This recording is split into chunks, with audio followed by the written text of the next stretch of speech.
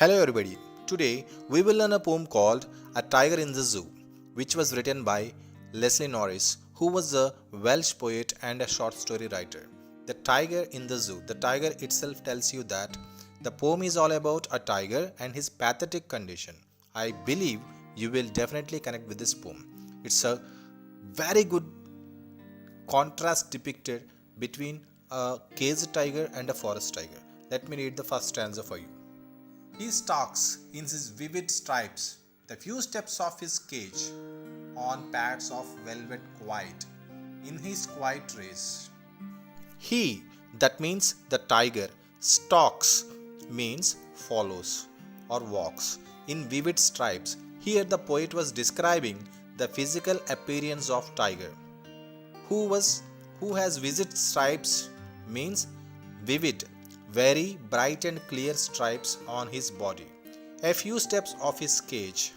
He was stalking very few steps of his cage means indirectly the cage belongs to him.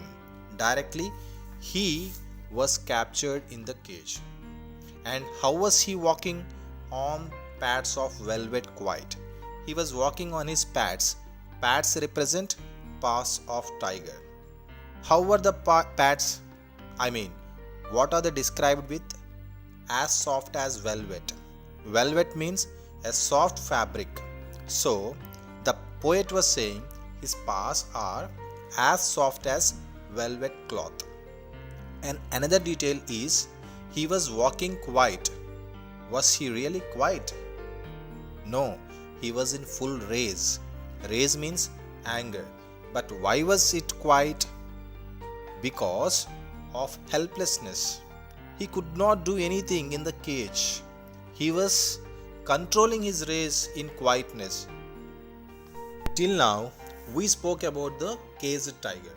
Now, we will discuss about the forest tiger. That means, if the same tiger was out, then how would it be? Let me read the second stanza. He should be lurking in shadow, sliding through long grass near the water hole where plump deer pass. He should be lurking in shadow. What is the meaning of lurking? Hiding. Natural habitat tiger should be hiding in shadow. Does the tiger hide? No way. Then why was he hiding? We'll reveal in a moment. Sliding through long grass. In the shadow of long grass or within the long grass, he was sliding. That means crawling slowly on his paws, just as smooth as if he was on skating wheels. Where was he hiding? Near a water body. Why was he hiding? Now it is revealed. For a plump deer pass. Plump means fatty. So it was waiting for his prey, a fatty deer, to pass by for drinking water and to plunge on him and finish his meal for that day. The next stanza. The second stanza. He should be snarling around the houses at the jungle's edge, baring his white fangs, his claws, terrorizing the village.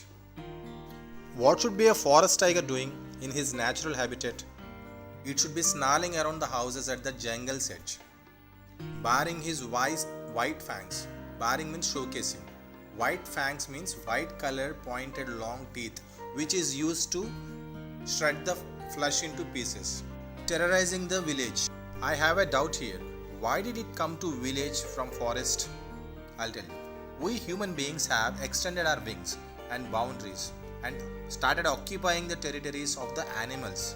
That means forests. So, the writer was telling about the villages adjacent to the forest. The tiger entered into the village. Again, why? Obvious reason is villages bring up the domestic animals like goat, sheep, cow, donkeys, horses, etc. So, in search of his prey, he entered into the village. And obviously, the following action is it terrorized the villagers in the village. Next stanza. But he is locked in a concrete cell, his strength behind bars, stalking the length of the cage, ignoring visitors. The tiger, who should be hunting his prey, snarling and terrorizing the villagers of the village, is locked behind the concrete cell, a strong cell.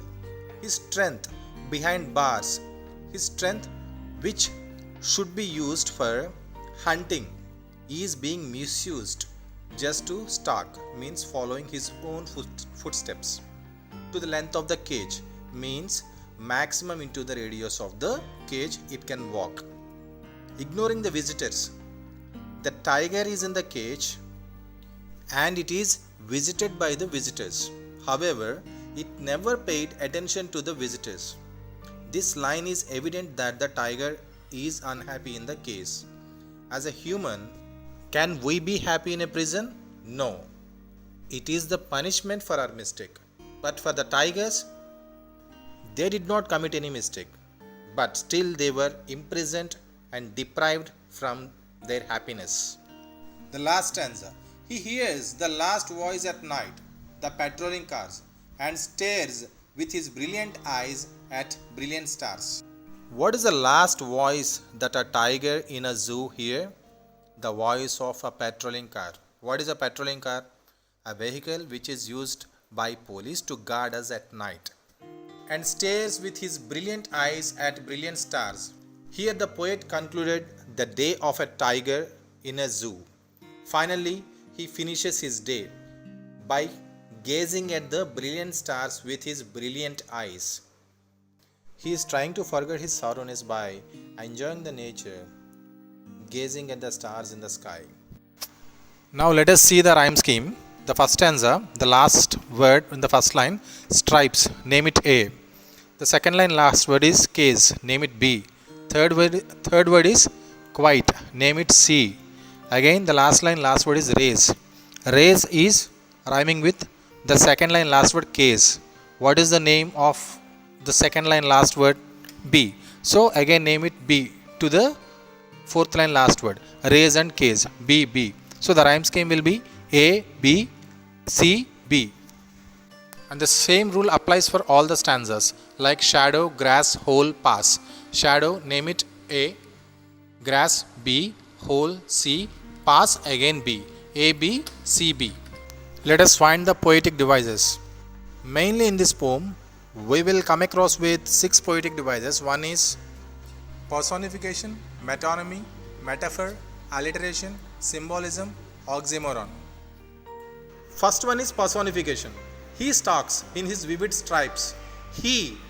In this poem, the poet refers the tiger by the word he, which is used for humans, so the tiger has been personified as a human. Next one is metonymy. What is a metonymy? Metonymy is the substitution of a name of an attribute. Attribute means quality for that of the thing meant.